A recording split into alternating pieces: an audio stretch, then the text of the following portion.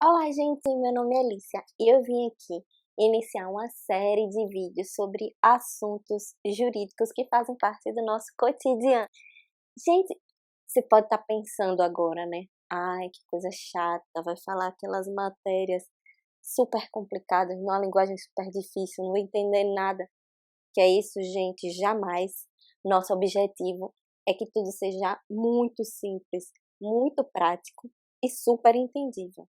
Nada complicado, nada de palavra difícil, juridiquês, nada. E o primeiro tema que vamos abordar é um tema muito interessante, que muita gente tem muita dúvida e muitos questionamentos. É a adoção. O tema, como já disse, é fabuloso, mas só que ele é muito extenso e tem muitos desdobramentos.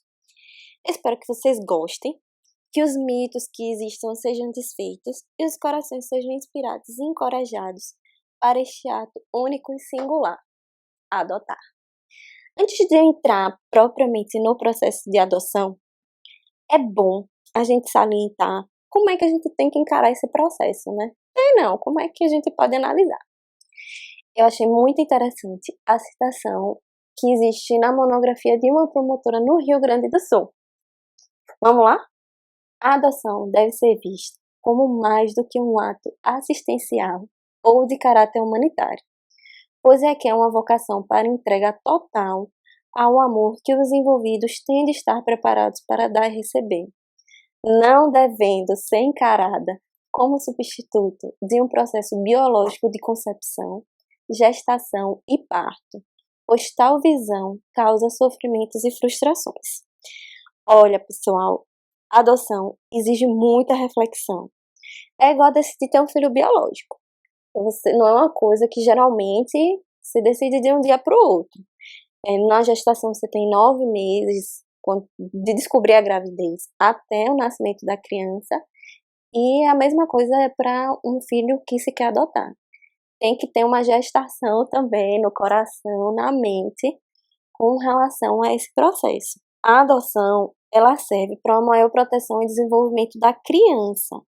Ela não se constrói na base do eu, mas do nós, da criação de uma nova família, hein? Olha a responsabilidade. Então, refleti, orei muito, pensei. E agora? Decidi. Quero adotar. Mas como é que eu faço? Por onde é que eu começo? Quanta coisa? Quem é que tira minhas dúvidas? Calma, respira fundo, que antes de tudo, a gente tem que saber quem é que pode adotar, né? Vamos lá? Quem pode adotar?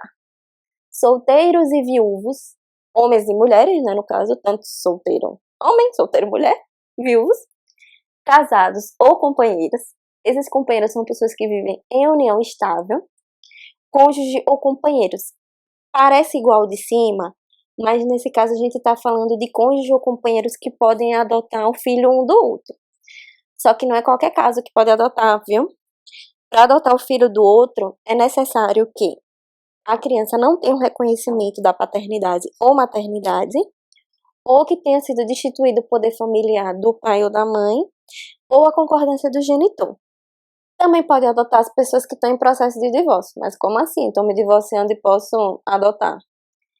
É simples. Desde que o processo de adoção tenha começado durante o casamento e não tenha sido finalizado, o casal, ex-casal no caso, pode adotar sim, desde que seja acordada a guarda e as visitas.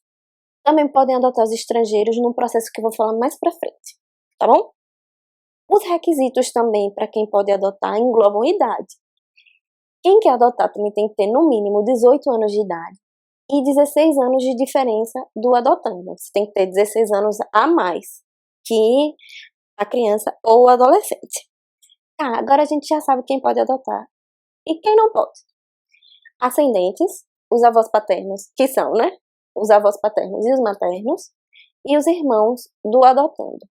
É um procedimento totalmente diferente. Entendi. Mas quem é que eu posso adotar? Quem pode ser adotado são os menores de 18 anos à data do pedido de adoção. Mas é assim? Tem menos de 18 anos, está na unidade de acolhimento, eu posso adotar? Não. Os pais biológicos ou representantes legais têm que consentir com a adoção, ou os pais biológicos são desconhecidos e não tem nenhum familiar que possa tomar conta dessa criança, ou os pais biológicos tenham sido destituídos do poder familiar. Depois, a gente vai falar o que é esse processo de destituição e o que é o poder familiar.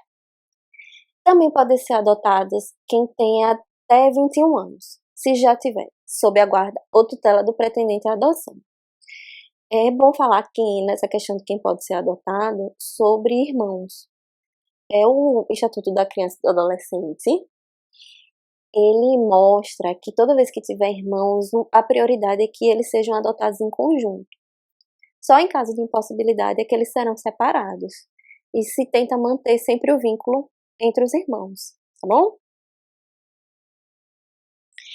Agora vamos falar um pouquinho sobre isso, essas duas palavras que eu acho que muita gente nunca ouviu falar, né? Poder familiar e destituição. Tá, o que é poder familiar? Poder familiar está presente em todas as famílias. Todos os pais têm esse poder familiar. Ai, tá bom, mas o que é? É o conjunto de direitos e deveres que os pais têm sobre a pessoa e os bens dos filhos menores de 18 anos, que visa a proteção integral da criança. Ok, falam muita coisa, mas não entendi nada. Quais são esses direitos e deveres? Simples, gente. Você tem que cuidar do seu filho, você tem que zelar pela saúde do seu filho, tem que zelar pela educação, matricular na escola, você tem que assegurar o bem-estar do seu filho, não expor a coisas ruins. E isso que a maioria dos pais fazem, né? Tem que cuidar, não pode negligenciar seus filhos. E como é que um pai pode perder o poder familiar? Gente, tem várias possibilidades. Vamos ler nesse slide. Os pais podem ser destituídos do poder familiar por vários motivos. Exemplo: abandono da criança ou adolescente, castigo imoderado, praticar atos contrários à moral e aos bons costumes, desatendimento injustificado ao dever de sustento, guarda e educação, descumprimento das determinações judiciais, quando houver, e faltas, omissão ou abuso dos pais ou responsável. Assim, quando os pais são destituídos do poder familiar, eles perdem os direitos sobre os filhos. Por isso, não há necessidade de colher seu consentimento na adoção. Bom, gente, essa destituição, ela não é aleatória. Assim, não é uma coisa que qualquer um pode fazer, destituir um pai do poder familiar. Existe um processo judicial para isso, porque é uma coisa muito séria, né?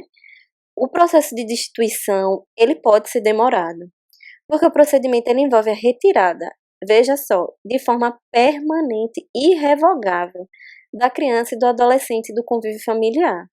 É uma medida muito dura, né? Antes desse processo, devem ser esgotados todos os recursos para a localização da família biológica e manutenção do vínculo familiar. Se tenta primeiro que avô, um tio, alguém da família possa acolher essa criança e ela saia de um contexto de violência e não vá para uma unidade de acolhimento. Só em casos realmente graves é que a criança é encaminhada para o abrigo. Infelizmente, esses casos acontecem bastante, viu? Agora, se vocês quiserem saber mais sobre o processo de adoção, é só dar o clique no próximo vídeo.